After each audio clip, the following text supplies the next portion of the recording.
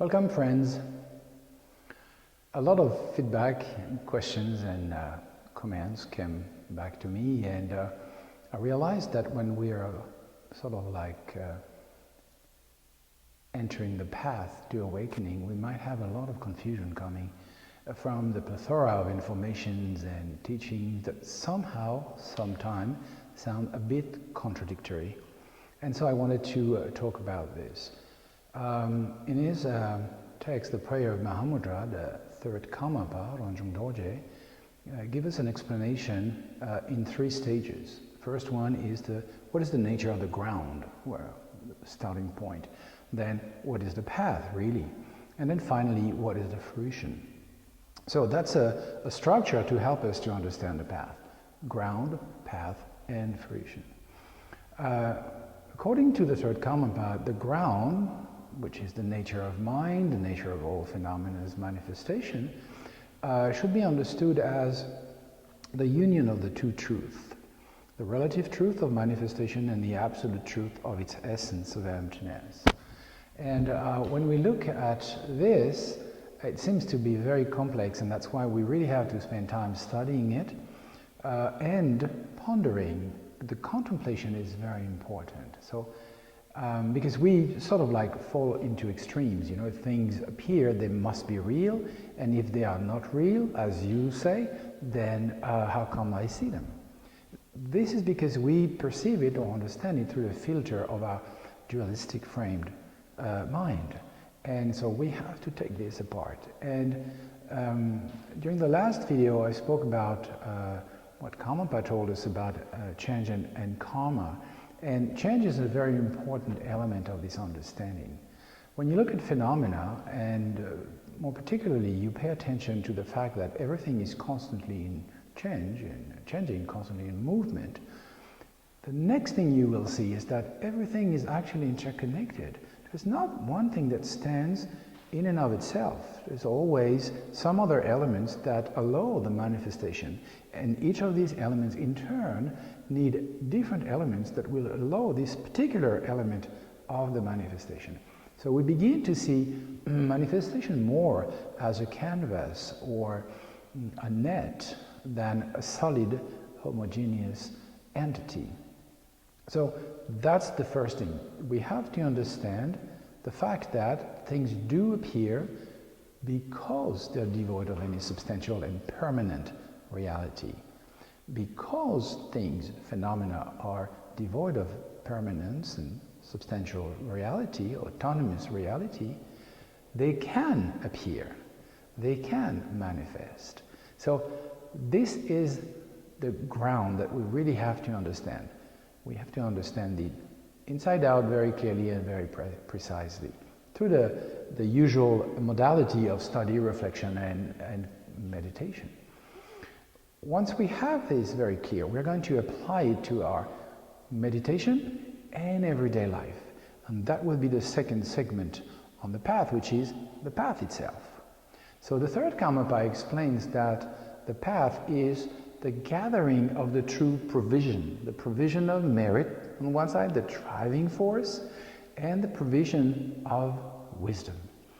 And we're going to sort of merge these two streams into one, the union of merit and wisdom. The first part, the accumulation of merit, is cultivating a sense of goodness, a sense of generosity, a sense of benevolence, through the practice of generosity and ethic, patience, also a sense of dedication and joy, and stability in the mind. Our mind becomes workable, not sort of a wild horse, untamed. We can use this mind. On the basis of these actions, then we'll create a ground, we create a soil in which the seed of wisdom can grow. And this will be developed through the modality of studying, reflection, and meditation.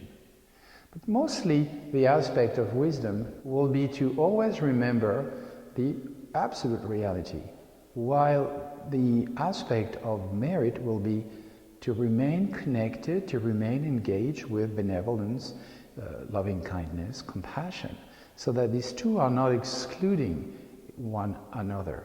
This is what the Karmapa explain as beyond extremes. We are not discrediting by saying, nothing exists, everything is empty.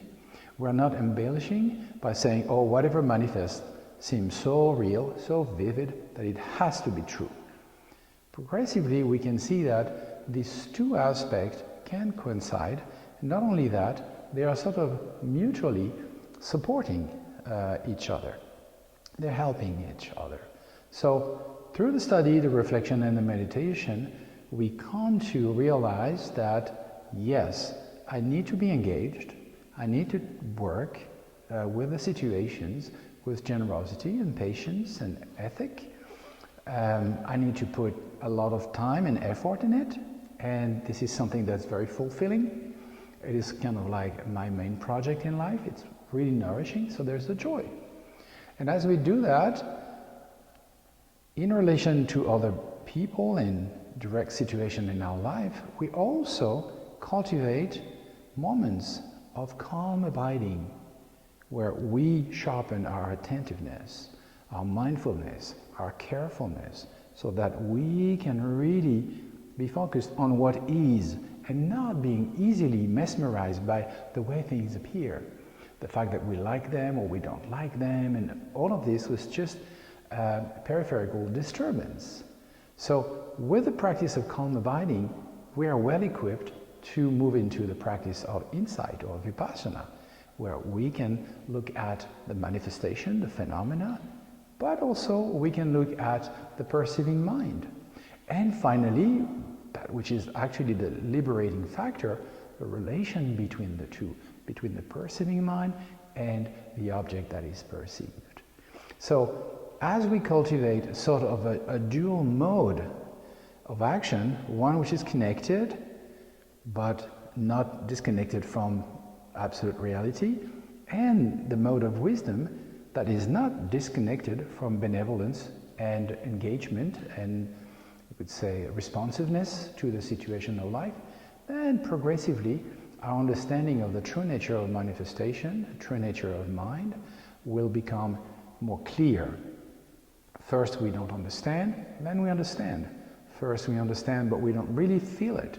Then we begin to feel it. We have experiences. I call them moods because they come and they go, but it's on a good way, it's in a good direction. And then progressively this becomes more and more obvious. There are more and more of aha moments, when you realize that, oh yeah, that's how things articulate. Things appear, they seem real, but they're not true. But when I said they are not true, I'm not saying they do not appear. It sounds contradictory when you talk in those senses, because our dualistic mind cannot compute these two information that seems opposite.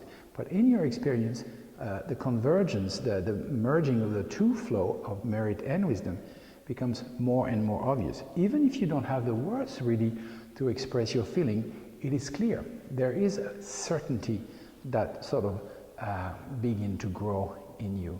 If you keep moving, if you keep to your practice, cultivating both merit and wisdom, which, by the way, is the path to awakening. It's Rangjung, where we cultivate the absolute bodhicitta of wisdom and the relative bodhicitta of benevolence and compassion. And once we have developed these two aspects, we progressively, through our experience, come to realize they are not two. It's actually a flow of a non-dual reality that dawns in our mind. And so we're coming close to the third aspect, which is the fruit. The fruition. What is the fruition according to the third Karmapa? The fruition is the fulfillment of the two benefits. There is one benefit that is for me, the individual. It's kind of strange to say the benefit for me, because pretty much is the dissolution of this concept and this idea of self. So that's the cessation of the self-centered perspective and vision. So that's the personal benefit, the fruition of wisdom. But there's also the benefit for other, indissociable from the personal benefit. And that is the capacity to respond to the needs of beings, to help them on the way to enlightenment in whatever way is the most appropriate, whatever way will be the most efficient. And with this extra quality as an enlightened person, there is no central operator, if you will. There is not a sort of a subject that acts for an object in a sort of a loving and wise manner. It is a spontaneous answer to the needs of beings. This is the definition of enlightened activity. In Tibetan we say, accomplish the benefit of beings without any form of dualistic conception. And this manifestation of help will take form in different activities. Sometimes we have a pacifying activity that is needed, because that's what beings need, to be pacified. Sometimes there is an activity of enrichment, because sometimes you need to bring some sense of security and comfort and wealth, food, shelter, whatever, for example, for beings to feel secure and then start maybe their journey towards enlightenment. Sometimes you need to regroup, you need to magnetize, attract beings so that they're interested by the way to enlightenment. And then sometimes you need a powerful subjugative energy when things go really wrong and everybody gets really wild. Some very powerful activity is necessary. You know, think of it as a mother with very turbulent children locked in their apartment for several weeks now. Sometimes it's pacifying, sometimes it's enriching, sometimes it's enticing, and sometimes it's like, you just stop now. Mama bear not happy. So that's what the activity of a Buddha for the benefit of beings will feel like. But very important is to understand that this is not a conceptual activity, it's just a natural response. There is no self anymore there because the personal benefit has been accomplished as an absolute freedom. So when we are on the path, when we're cultivating the accumulation of merit, we can see the traces of these four activities that will come to a full fruition in the stage of enlightenment in our training. Sometimes we realize that it's a difficult situation, we have to calm down everybody. Sometimes we realize that, hey, you know, people need some comfort food. It's time for mac and cheese, you know, and then you bring that so that people relax and then we can talk. Sometimes you have to attract them, you have to seduce them if you want, so that, you know, you take them away from what might be leading to suffering and trouble into something that is much more liberating and enjoyable. And then sometimes, as I said earlier, you have to, how would you say this, invoke your mama bear attitude. Not happy, stop right now, draw a line in the sand. But you see, all of that is done out of compassion, because this activity is an expression of benevolence. And it is progressively not polluted by dualistic fixation, because we also cultivate wisdom. So the wisdom will help us when we come to the moment where things seem impossible and we're about to give up or become very bitter. The wisdom will tell us, hey, it's real, but it's not true. So chill out. It doesn't work this way. Be creative. What is the way that you need to find? What are the missing pieces that you need to produce in conjunction with other people to bring this all together? So the manifestation of a situation that is much more enlightening and happy for everybody can manifest. So in the path, there is the fruition. In the fruition, of course, there's all the elements of the path, of the ground and the fruition. But in the moment of the path, we already have, in the way we train them, the qualities of enlightenment. So that's a lot for today. I'll let you to digest that, think about this, study if you need, read if you need, but sit with it, think about it. Take one example. What is this flower? How can I come to know this flower? What is this mind that knows this flower? How are they related? This kind of contemplation would be very helpful in your the daily detail of your life. Cultivate generosity, ethic, patience. Apply as much as you can, even if it's in a dualistic framework, the 4 activities of pacifying, enriching, magnetizing, and powerful, subjugating. And be patient. Progressively, the fruit will appear as all the veils will be dispersed. I wish you a good contemplation and meditation. Be well, take care, and see you soon. Bye.